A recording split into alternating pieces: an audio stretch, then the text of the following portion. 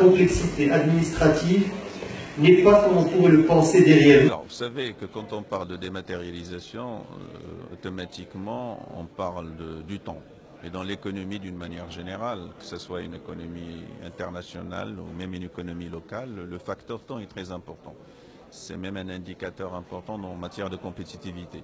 En plus, on fait gagner du temps aux opérateurs économiques, plus ils sont performants, plus ils sont compétitifs. Alors, cette dématérialisation aura cet avantage justement de faire gagner du temps, de faciliter les procédures, de les abréger aussi.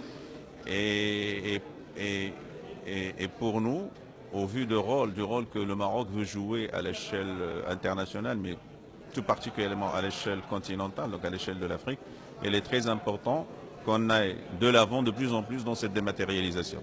Alors justement, l'avantage de cette expérience du Portnet, c'est que c'est un exemple, c'est notre modèle que nous avons forgé. Nous l'avons forgé dans le cadre d'un partenariat public-privé. Donc tous les opérateurs concernés sont dedans, je dirais. Ils ont participé à sa genèse.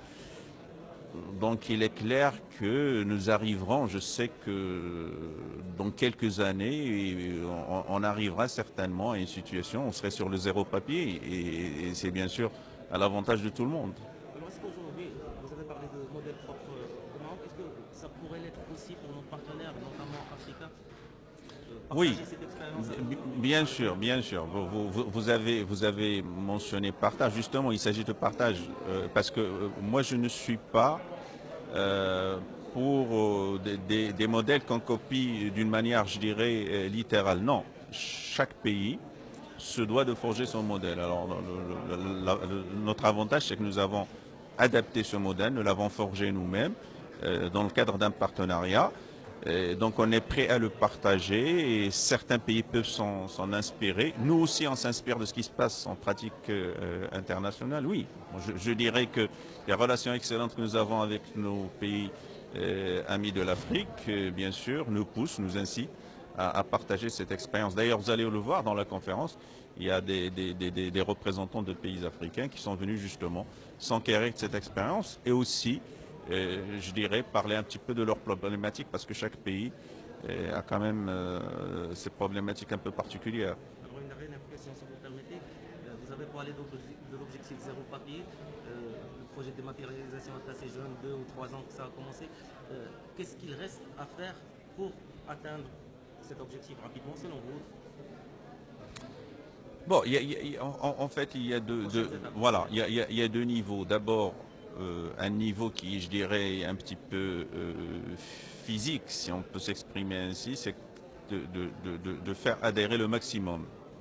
Donc le maximum d'opérateurs, que ce soit sur les administrations, que ce soit les opérateurs privés, que ce soit les opérateurs économiques. Et je pense que quand on voit un petit peu le chiffre de plus de 25 000 utilisateurs de cette plateforme, ça veut dire que nous allons, je dirais, d'une manière un petit peu exponentielle dans ce sens-là.